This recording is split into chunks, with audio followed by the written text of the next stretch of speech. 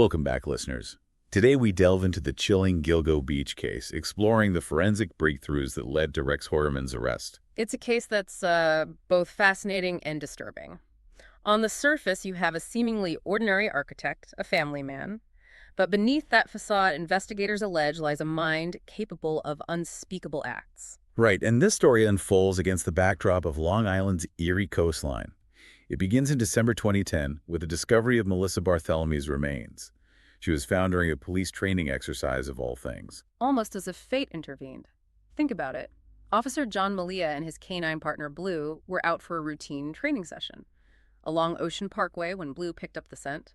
That discovery set off a chain reaction, leading to the discovery of 3 more bodies within days: Maureen Brainerd Barnes, Megan Waterman, and Amber Costello. All found within a quarter-mile of each other. And the similarities are striking. You mentioned a common thread earlier. They were all petite women believed to have been sex workers. They were also all found bound and wrapped in burlap. Precisely. The choice of victims, the method of concealment, it all pointed towards the work of a single individual. Someone with a specific type of victim in mind and a chillingly methodical approach to disposing of the bodies. And these initial discoveries sent shockwaves through Long Island. It's hard to imagine the fear and uncertainty that must have gripped the community at that time. Absolutely. You have these women disappearing, turning up dead in this desolate stretch of coastline. The case gripped the public's imagination. People wanted answers. They wanted justice. But for years, the investigation seemed to hit dead end after dead end. Right. It went cold for a while. Yeah. Until 2022, when a dedicated task force was formed to take a fresh look at the case. They combed through old evidence, re-interviewed witnesses, and that's when things really started to break open. What was the turning point for them? Well, one key moment came in March of 2022. They uncovered a witness statement from the time of Amber Costello's disappearance. This witness described seeing a first-generation Chevrolet Avalanche parked outside Costello's residence. That seemingly insignificant detail turned out to be a crucial piece of the puzzle. Because it led them to Rex Heuermann.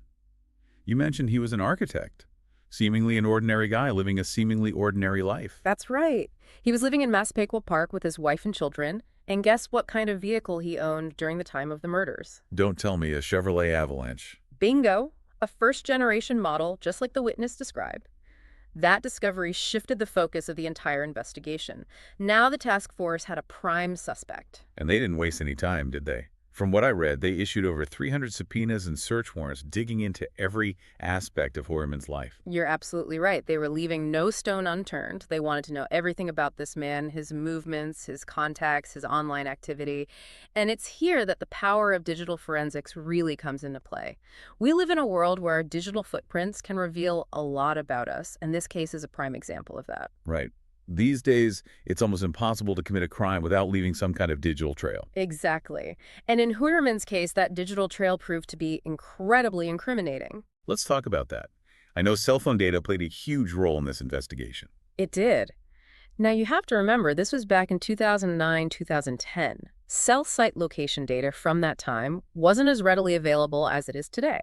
But what investigators were able to obtain were Heuermann's cell phone billing records. Okay, and what did those records reveal? They painted a very damning picture. Remember those burner phones used to contact the victims? The records showed that Heuermann's phone was often in the same general areas as those burner phones around the same times before the women vanished. It was almost as if he was shadowing them. Wow. So his movements were mirroring those of the victims in the lead-up to their disappearances. Yeah. That's pretty incriminating. Can you give us a specific example of how this played out? Let's take Melissa Barthelemy. On July 10, 2009, the last day she was seen alive, both the burner phone and Heuermann's phone were in Massapequa. The records show both phones moving towards New York City, then back towards Massapequa later that day. So their paths intersected in the hours before she disappeared. And this wasn't just a one-time coincidence. Not at all. This pattern was repeated with the other victims. Heuermann's phone kept placing him in the vicinity of the crimes. It was a digital breadcrumb trail leading right to him. And to make matters worse, those burner phones weren't just used to arrange meetings.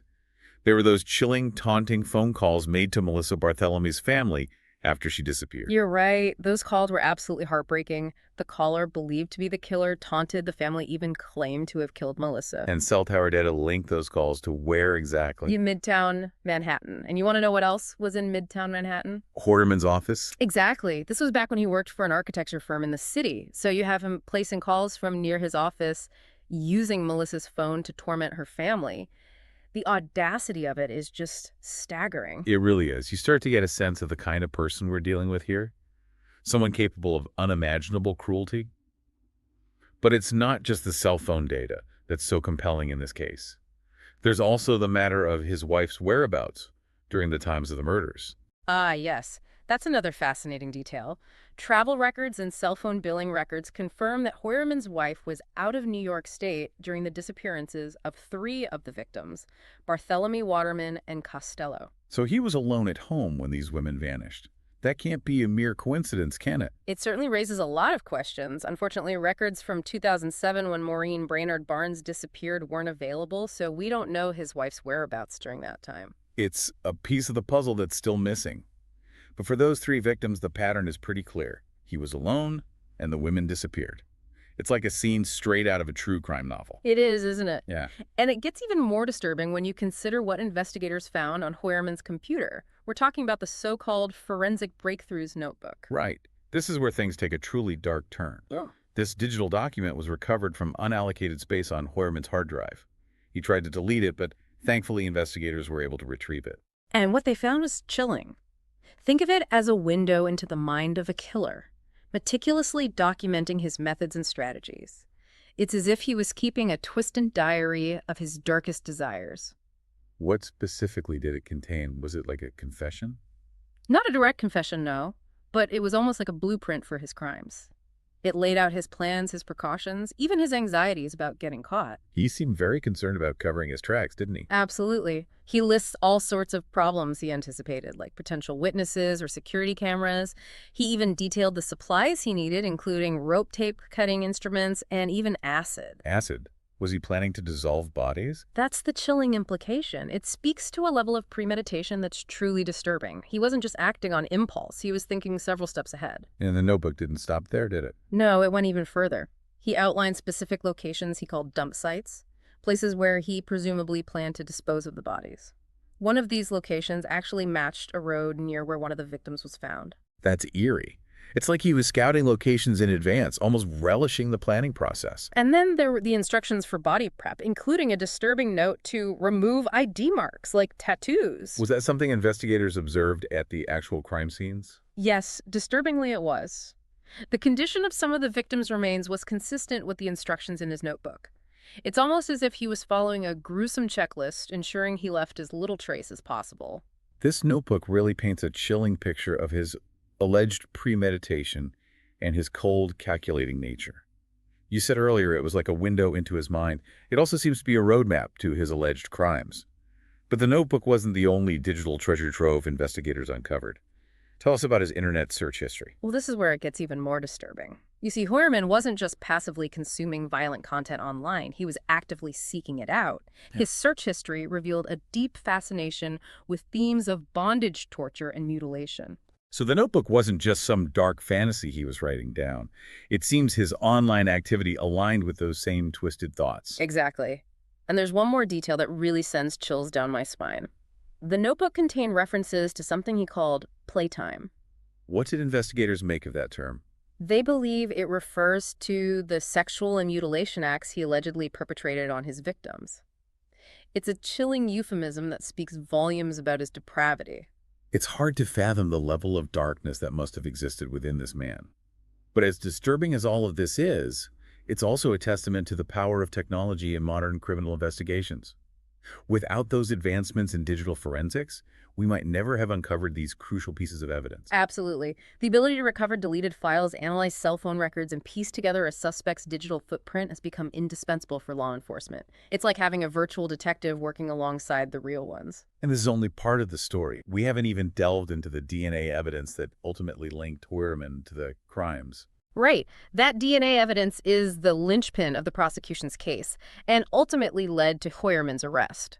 But we'll delve into those details and more after a quick break. Stay with us, listeners. You mentioned DNA evidence being crucial to the prosecution's case. What can you tell us about the specific breakthroughs that led to Heuermann's arrest? Well, first you have to understand that forensic science has come a long way, particularly when it comes to DNA analysis. Investigators are now able to work with incredibly small and degraded samples, extracting valuable information that would have been impossible to obtain just a few years ago. So they were able to analyze DNA from the crime scenes, even though these murders happened over a decade ago. Exactly. And the results were astounding. Yeah. It all started with a discarded pizza A crust. pizza crust. Yeah. Is that right? It sounds almost too simple, doesn't it? Investigators recovered this crust from a Manhattan garbage can, and through painstaking analysis, they were able to extract DNA that matched Heuermann's. I guess you never know what seemingly mundane object might hold the key to solving a crime. But how did they go from a pizza crust to linking him directly to the victims? Hairs found on multiple victims were analyzed using both mitochondrial and nuclear DNA technology. Could you explain the difference between those two types of DNA analysis and why they were both important in this case? Of course. Think of it this way. Mitochondrial DNA is like a family heirloom passed down through the maternal line. It's great for establishing a broad family connection. In this case, mitochondrial DNA analysis showed that hairs found on some of the victims were a match for Heuermann's wife and daughter. Okay, so that placed him in close proximity to the victims. But it doesn't definitively prove he was the one who committed the murders. That's where nuclear DNA comes in, right? Exactly. Nuclear DNA is far more specific. It's unique to each individual except for identical twins. Think of it as your own personal genetic fingerprint. And the analysis of the hairs found on the victors revealed a match to Heuermann's nuclear DNA profile. So you have the cell phone data placing him at the crime scenes, the chilling notebook outlining his alleged methods, and now the DNA evidence directly linking him to the victims. It seems like a very strong case. It certainly does. But it's important to remember that the legal process is complex, and Heuermann, like anyone accused of a crime, is presumed innocent until proven guilty. Right. What kind of legal challenges is he facing? Well, Heuermann has pleaded not guilty to all charges. His defense team is planning to challenge the admissibility of the nuclear DNA evidence. Why would they challenge that? Isn't DNA evidence considered to be very reliable? It is, but there are nuances to consider. They're arguing that the specific type of nuclear DNA analysis used in this case, known as probabilistic genotyping, is a relatively new technique. It involves complex statistical calculations to interpret DNA mixtures, and they're going to try to convince the court that this type of evidence shouldn't be allowed. So it's a question of whether this specific method of DNA analysis is accepted by the courts. Interesting. It'll be fascinating to see how that legal battle plays out. What else is the defense arguing? They're also requesting that the trial be split into 5 separate trials, arguing that the cases are not interconnected and should be tried individually. It seems like a classic defense strategy. Try to isolate the cases and chip away at the prosecution's narrative. But the prosecution obviously disagrees. Of course.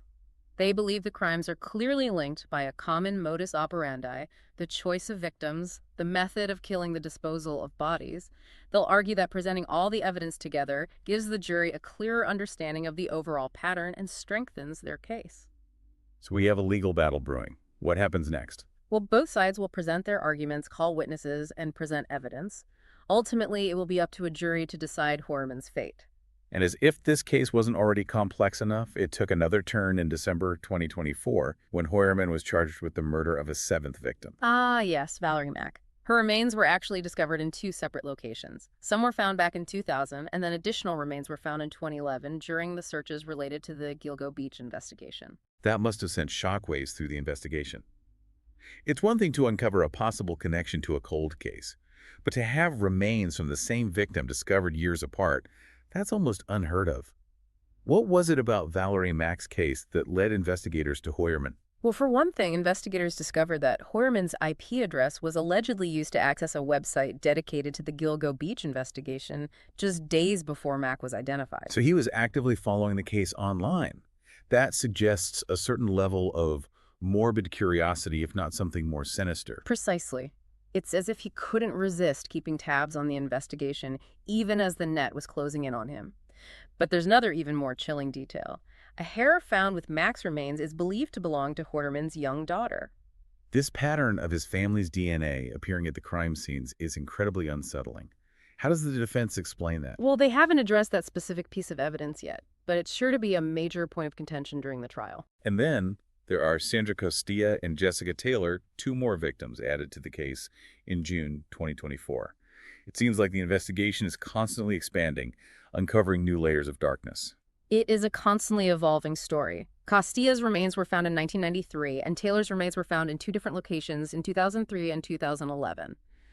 As with the other victims, there's a compelling pattern of Heuermann having unfettered access to his residence during the times of their deaths. His family was out of state, leaving him alone. So once again, the timing aligns with his wife's absence. It's a pattern that's hard to ignore. What specific evidence links him to these two victims? In Castille's case, a male hair found on her remains has been forensically linked to Heuermann. It seems like the evidence keeps piling up against him. It's becoming harder and harder to believe this is all just a series of It coincidences. does, doesn't it? And to further complicate matters, a female hair found on Castille's remains has been linked to a woman who previously lived with Heuermann. But another layer of complexity. What about Jessica Taylor? What connects him to her murder? A hair found on a surgical drape beneath her remains was also forensically linked to Heuermann. Surgical drape. That's a chilling detail.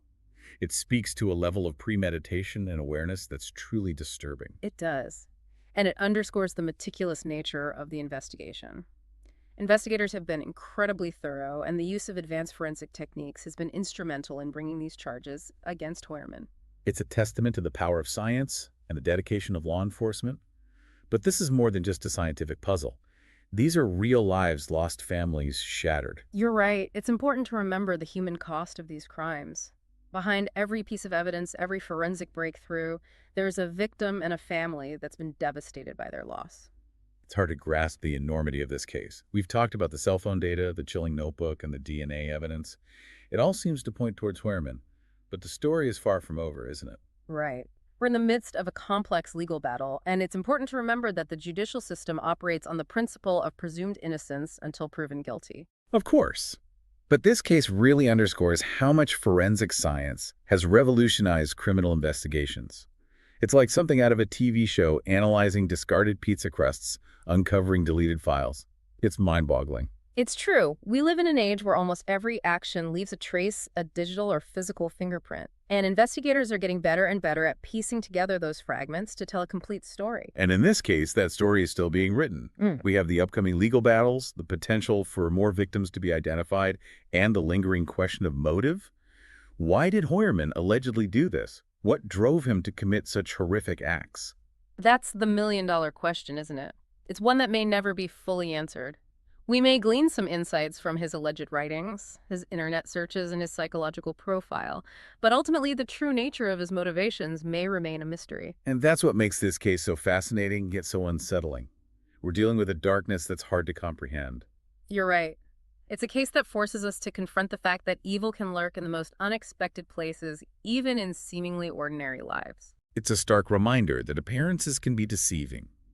We've seen this time and again in true crime cases. The charming neighbor, the devoted family man, sometimes the people we think we know, are capable of things we could never imagine. Exactly. It's a cautionary tale, but it's also a testament to the perseverance of law enforcement and their commitment to seeking justice no matter how long it takes. The Gilgo Beach murders have captivated the public's imagination for years, and it seems we're finally getting closer to some semblance of resolution. But as we've discussed, the legal battles are just beginning, and the full extent of Heuermann's alleged crimes may still be unraveling. It's a case that has taken so many twists and turns, and there are sure to be more surprises along the way. It's a case that reminds us that even in a world of technological advancements, there are still mysteries that may never be fully solved, and darkness that may never be fully understood. But the search for answers the pursuit of justice that must continue. Absolutely. And for the families of the victims, the hope is that these legal proceedings will bring some measure of closure, some sense that justice has been served. Well said. Thank you for joining us for this chilling look into the Gilgo Beach murders.